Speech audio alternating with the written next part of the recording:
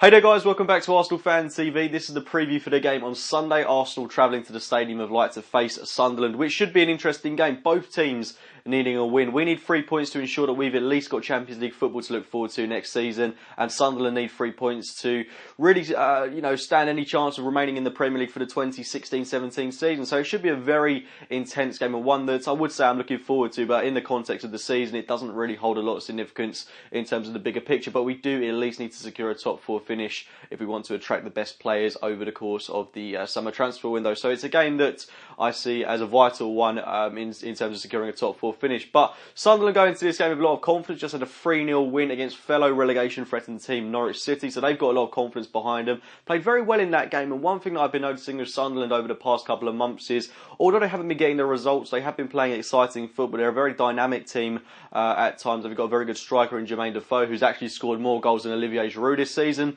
Probably shouldn't get into what that says about Giroud, but they certainly do have a threat up top, as well as with players like Kazri. They've got a good midfield, ironically, with players like Jan and Villa. Their defence, I certainly feel we can get at. Kabul can be very inconsistent, but for the most part has been pretty poor at times this season, so we should be exposing a rather sluggish defence. I feel with the attacking talent that we've got up top, I really feel this is a game that is made for Iwobi. I'm excited to see how he'll perform in a game of this stature. Well, I say of this stature, it's not the biggest game of the season, but I do feel it is a game that is moulded for someone of Iwobi's quality, along with the likes of Alexis Sanchez. And generally, the players that we've got going forward should be able to carve open a rather weak Sunderland defence. And when we do go to the Stadium of Light, they always do tend to be rather scrappy performances. I remember last season, Alexis Sanchez got us out of jail with what was a very, very drab performance. He scored 2 goals, ensuring that we came away with 3 points to our name. But it's even more vital that we go into this game with what I'm hoping will be a good performance and a couple of goals to boot as well. We saw the team change up a little bit in the win against West Bromwich Albion. I don't know how much we can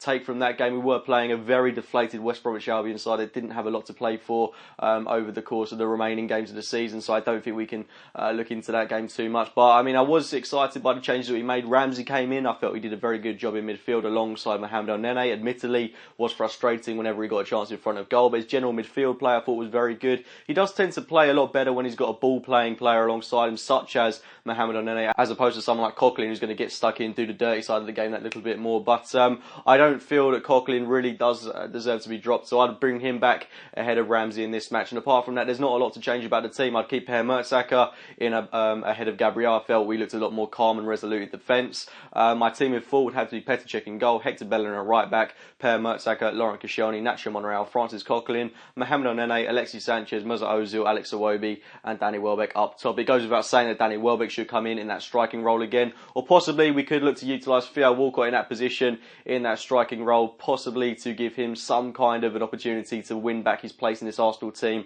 and see what he can offer us ahead of the transfer window, where I can't help but feel it's destined that he'll leave the club this summer, which is a kind of a sad thought, but he really has been under par this season, and it's a real shame because I am a long-term admirer of him.